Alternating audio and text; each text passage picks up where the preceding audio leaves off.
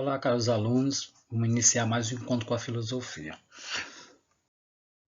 Tá. No primeiro momento, a gente viu uma revisão sobre a questão sobre a introdução à filosofia, né, seu surgimento, a questão da mitologia, ou seja, o mito, e a questão do surgimento da filosofia como uma razão. E também vimos um pouco sobre os filósofos pré-socráticos, né? A partir do momento que eles começaram a investigar a natureza em busca, né, do desenvolvimento objetivo que seria, né, que a filosofia ia apontar as questões da razão e aí pouco a pouco ia desconstruindo os passos dos mitos. Dentro desses pré-socráticos, a gente vai ver agora alguns deles que é importante, porém, bora frisar aqui nesses dois primeiros aqui pré-socráticos, que são bem conhecidos na história da filosofia, que é Heráclitos e Parmênides. Então, para Heráclito, ele diz que tudo vai fluir, tudo está em movimento, tudo se transforma. E já para Parmênides, ele diz que o ser é o ser e não ser ao mesmo tempo, ou seja, não é realmente, ele não muda, ele sempre vai permanecer a mesma coisa. O que vai ocorrer com esse ser, que ele vai se transformar, a sua aparência, que vai se desenvolver, mas sua essência ia permanecer a mesma, diferente de Heráclito, que acreditava que tanto a sua aparência como a sua essência passaria por transformações, e essa transformação ao longo do desenvolvimento ia modificando, né, esse ser. Então, abrimos agora com essa nossa segunda aula falando sobre Heráclitos e Parmênides.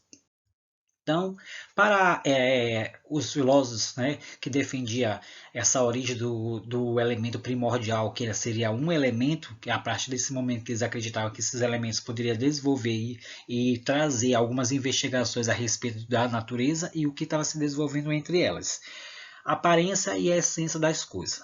Muitas das coisas da natureza parecem ser de maneira, mas quando investigamos, percebemos que são diferentes. Por exemplo, a baleia aparenta ser um peixe, mas ela é um mamífero. Alguns cachorros apresentam ser amistosos, mas são ferozes. Algumas pessoas apresentam ser de um jeito, mas quando nós conhecemos melhor, observamos elas e elas são totalmente diferentes.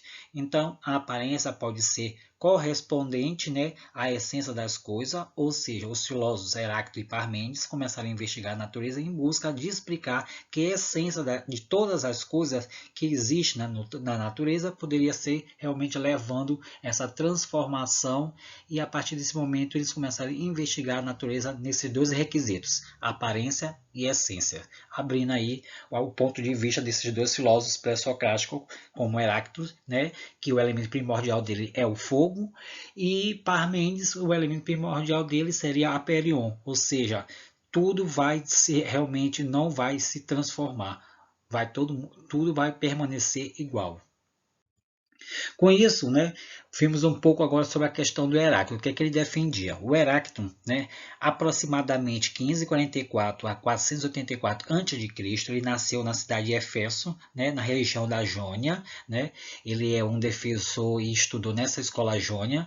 Para ele, a natureza está em constante movimento, tudo muda, nada permanece igual. Que é isso que ele defendia realmente, essa questão da transformação Heráclito.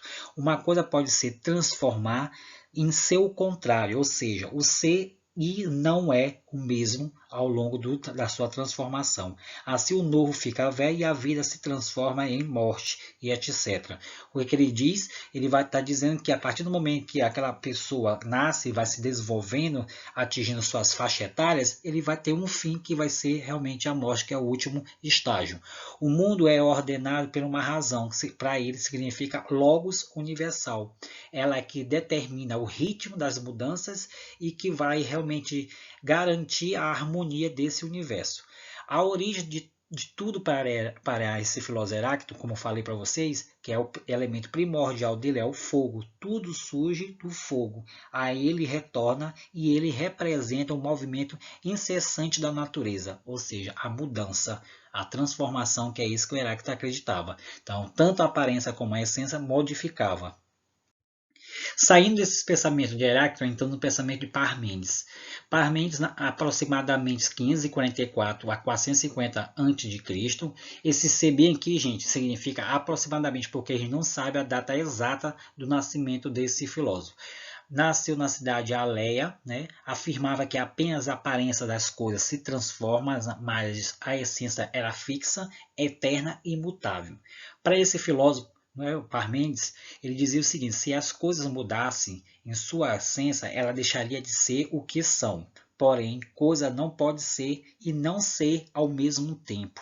Isso que ele acreditava. Então, para ele, a essência nunca ia mudar, só a aparência que seria se transformar, mas a essência permaneceria a mesma. A origem de tudo é o ser. Essa palavra ser é um indicativo, é um objetivo desse filósofo. Ele colocava tudo para a questão do ser, então ele trazia toda a sua investigação através dessa palavra ser. E ele é responsável pela realidade de todos os seres e coisas que existem, como o eterno, uno e imutável. Para conhecermos o ser e a essência das coisas, devemos deixar de lado os sentidos e usar nossos pensamentos, que é isso que o filósofo acreditava, Parmênides. Com tudo isso, também surgiu outro filósofo, o Zenão. O Zenão era discípulo de Parmênides, estudou na mesma escola que é a escola, né, a escola Eleata, né, que fazia parte do desenvolvimento do estudo desse filósofo, que eles acreditavam que a aparência se transformaria, mas a essência ficaria fixa. Então Zenão também ele levaria a mesma conduta do Parmênides. Zenão nasceu em 489 a.C., também na Aleia, e não se sabe quando ele morreu. O filósofo discípulo de Parmênides defendia as mesmas ideias do seu mestre, afirmava que o ser era eterno e imóvel e que a mudança era um engano dos sentidos. Criou uma argumentação para isso, que ele chamou de utilização do paradoxo de Zenão.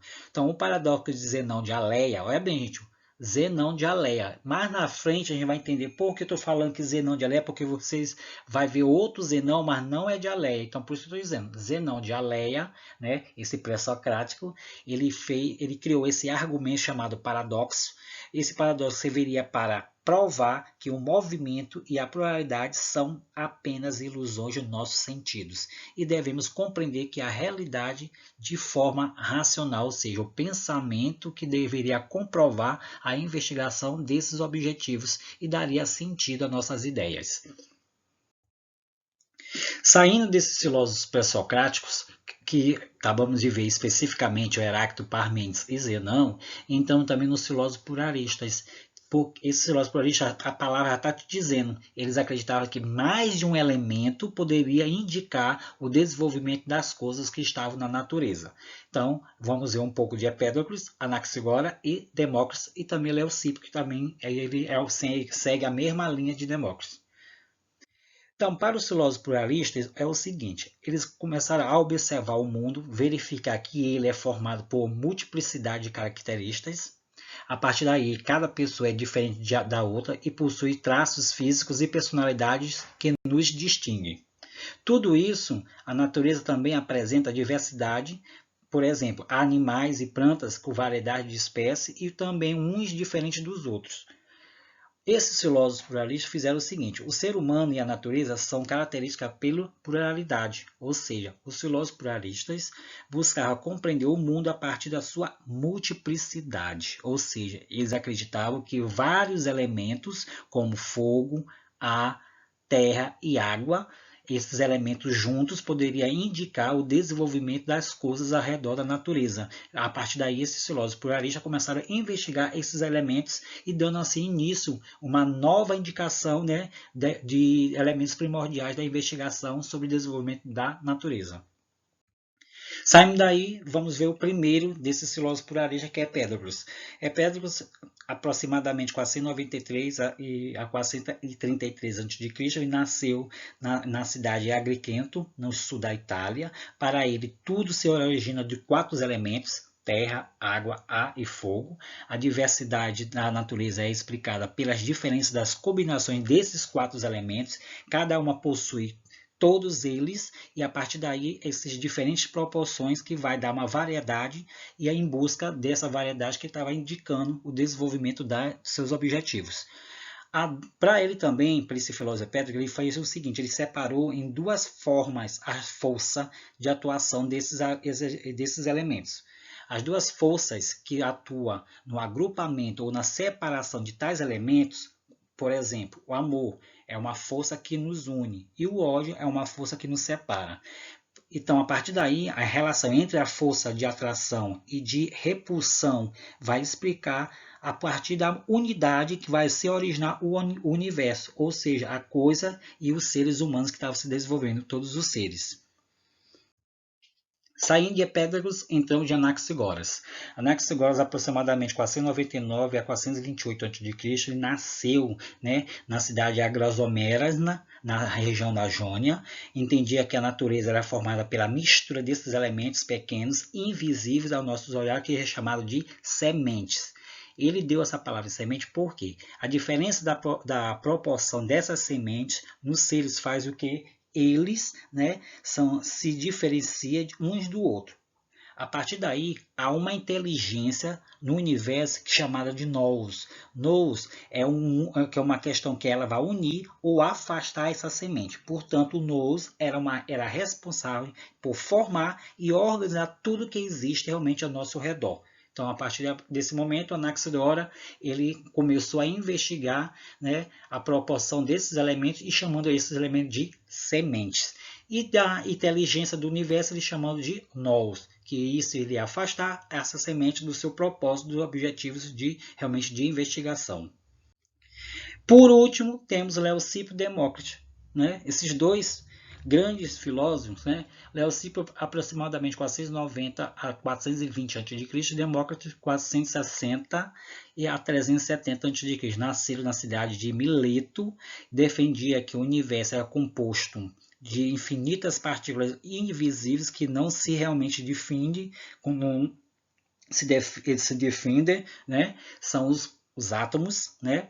A partir daí, esses átomos que são o objeto de estudo desses dois filósofos, ele dizia o seguinte, que as coisas aparecem e desaparecem do mundo por meio de agrupamento ou de dispersão desses átomos.